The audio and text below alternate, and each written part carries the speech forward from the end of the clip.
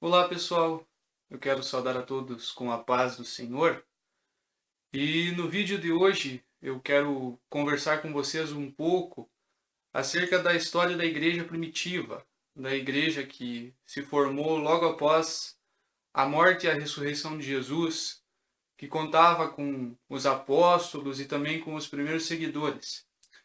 E para falar acerca dessa época da igreja, eu quero deixar com vocês 3 versículos que se encontram no livro de Atos dos Apóstolos, capítulo de número 12, os versículos 1 a 3, que dizem o seguinte: Por aquele mesmo tempo, o rei Herodes lançou mão de alguns da igreja para os maltratar.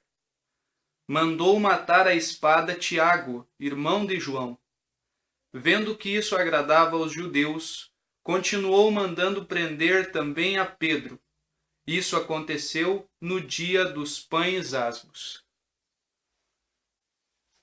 O retrato fiel da igreja primitiva, da igreja do primeiro século, era exatamente esse, uma igreja perseguida. Se você for ler o livro de Atos dos Apóstolos, você vai perceber que desde o princípio os cristãos já eram perseguidos. Desde o princípio, os judeus já tentavam, de alguma forma, fazer com que os cristãos desanimassem da pregação do Evangelho. Eles tentavam fazer com que os cristãos deixassem de lado a palavra de Cristo, a mensagem de Jesus. E aqui no capítulo 12, que eu fiz menção, que eu li com vocês agora, fala acerca da perseguição de Herodes por parte de Herodes, da morte de Tiago, que foi um dos 12 discípulos de Jesus, e também que Pedro foi perseguido. Eu acho interessante que a morte de Tiago nem foi a primeira. Se você for pegar na sua Bíblia e ler Atos 8, o capítulo 8 do livro de Atos, você vai ver a história de Estevão, que foi o primeiro mártir, que também foi apedrejado em função de pregar a palavra de Deus.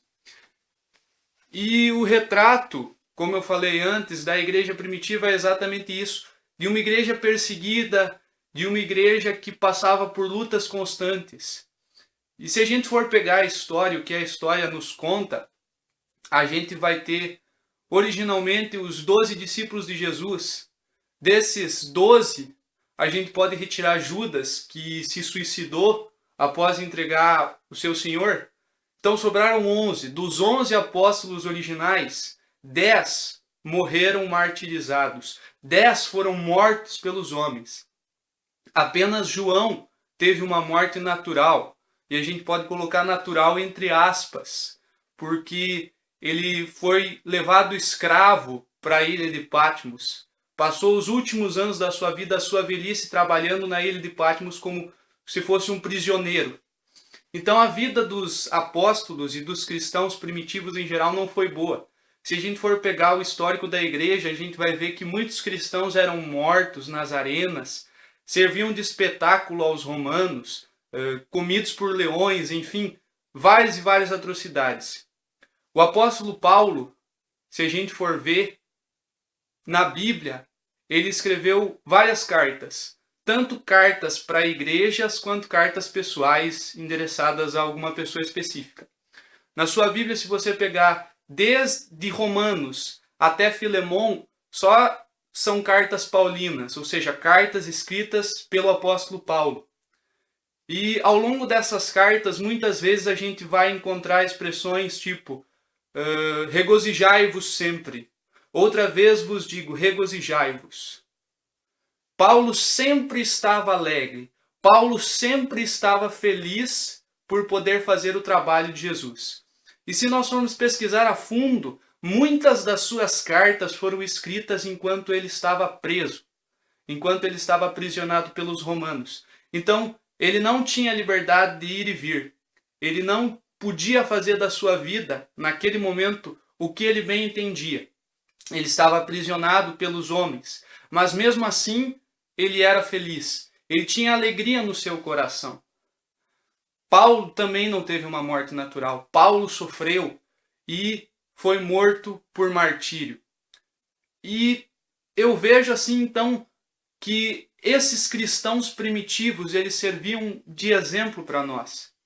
Tem um louvor que é cantado pela Mara Lima, em que o refrão diz assim: eu sou a semente do sangue, dos irmãos que morreram sangrando. Em outras palavras, o louvor está dizendo que, se não fosse pelos cristãos primitivos, pelos irmãos que morreram sangrando, que entregaram suas vidas para pregar o Evangelho de Cristo, quem sabe hoje a palavra de Deus nem teria chegado a cada um de nós. Não teria chegado ao Brasil, não teria alcançado praticamente o mundo todo. Hoje, quem sabe, o cristianismo estaria esquecido se não fosse pelo simples fato desses irmãos realmente doarem as suas vidas. E aonde eu quero chegar através disso que eu tenho falado?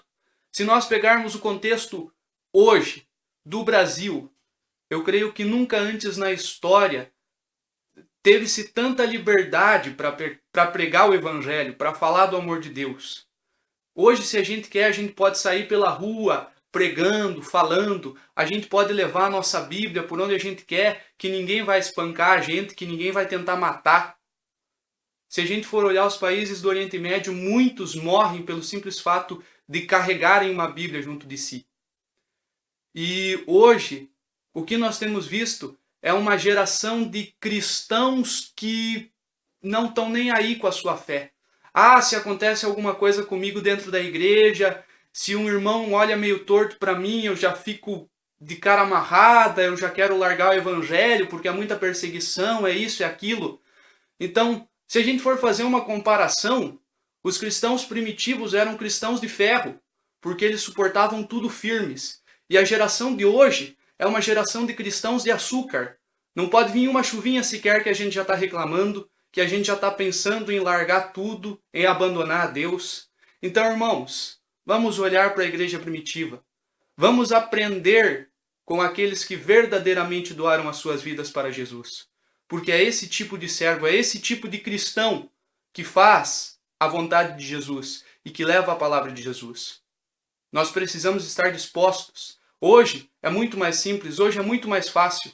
E mesmo assim, às vezes, nós desanimamos. Então, vamos, desculpe a expressão, mas vamos criar vergonha na cara e dar a cara a tapa. Levar o evangelho com alegria, não murmurando, não chorando, porque não era isso que os cristãos do primeiro século, que os cristãos primitivos faziam.